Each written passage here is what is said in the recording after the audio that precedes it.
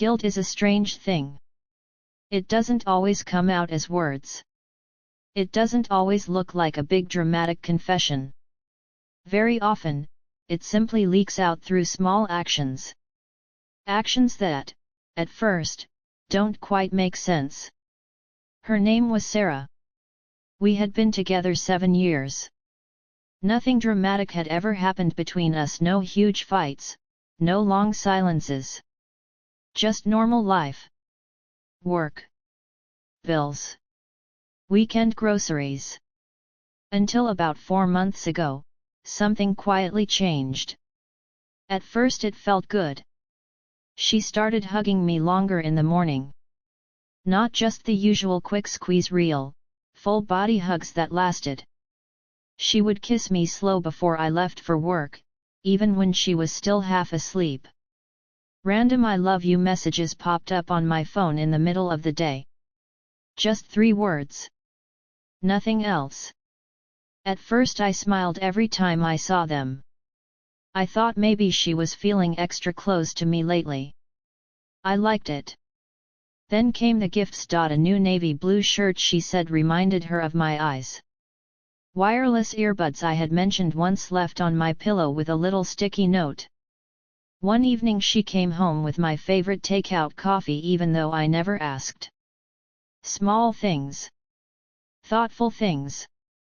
But they kept coming. Week after week. No birthdays. No anniversaries. Just, things. I started to wonder, why now she also started asking about my day, really asking. Not the polite "how was work?"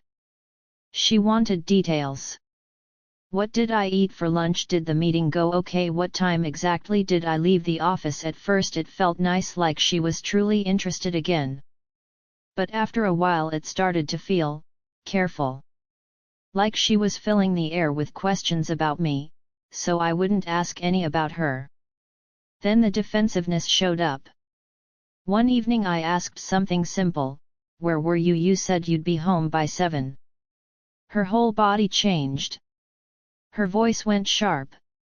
"Why do you always need to know exactly where I am? Can't I just have one evening?"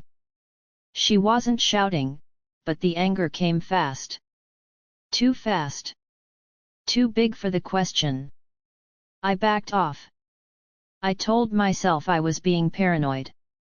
Around the same time her routine changed. She started cooking dinner almost every night, proper meals, not just toast or leftovers. She sat next to me on the couch to watch my football games even though she never liked them before. She laughed at my dumb jokes more. The house felt warmer. Cozy. Almost too cozy. Like someone was trying very hard to make everything feel safe again. And then this part surprised me the most: she gave me space. For years she had been a little jealous. Not crazy, just watchful. She liked knowing where I was. She sometimes asked to see messages if a female name popped up. But suddenly that stopped. Completely. "Go out with your friends tonight? Really? Have fun. I trust you." She said it with a small smile. She even repeated it. "I trust you." I didn't know what to say. Part of me felt free. Another part felt strange. Then came the phone thing. For about 3 weeks she guarded it like it was made of glass. Always face down. Always taken to the bathroom. Screen angled away when she typed. She changed her passcode, I noticed, because she used to use our anniversary. Then one day, everything flipped. She started leaving the phone unlocked on the kitchen counter. Face up. Notifications chiming. One afternoon she even said, very casually, "You can check it if you want. I have nothing to hide." I didn't check. But I noticed. I noticed everything. She began saying things I had never heard before. "You're the best man I've ever known. No one else would ever put up with me like you do. You deserve someone who treats you right. The words were beautiful. But they came in waves. Too many. Too fast. It felt like she was trying to convince herself of something. Some nights I caught her staring at nothing. Just sitting on the edge of the bed, eyes glassy. When I asked what was wrong, she said work stress or I'm just tired. But sometimes her voice cracked on the word tired.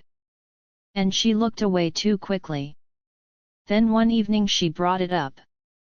We were eating dinner, one of her new home-cooked meals. Out of nowhere she said, I don't understand how people cheat on someone they love. How do you even live with that? She shook her head like the idea disgusted her. Then she looked at me and waited. Waited for me to agree. I didn't say anything. I just looked back at her. For the first time in months she couldn't hold my eyes. That night she cried in the shower. Not loud. Just quiet, long crying. The kind you try to hide with running water. I never found messages. I never caught her in a lie. I never saw proof. But I didn't need to. Because guilt had already told me everything. It told me through longer hugs. Through gifts that arrived for no reason. Through questions that felt like shields. Through anger that was too big. Through dinners she suddenly wanted to cook. Through freedom she suddenly gave me. Through a phone she first guarded, then offered. Through compliments that sounded like apologies. Through quiet crying behind locked doors. Through a single sentence about cheating that she couldn't stop herself from saying. In the end, I didn't shout. I didn't demand answers. I simply packed a small bag one morning while she was still sleeping. I left a note on the kitchen counter next to her unlocked phone. It said only 4 words, I already know. Take care. I closed the door softly behind me. And I walked away. Because sometimes the loudest confessions are the ones that never use words at all.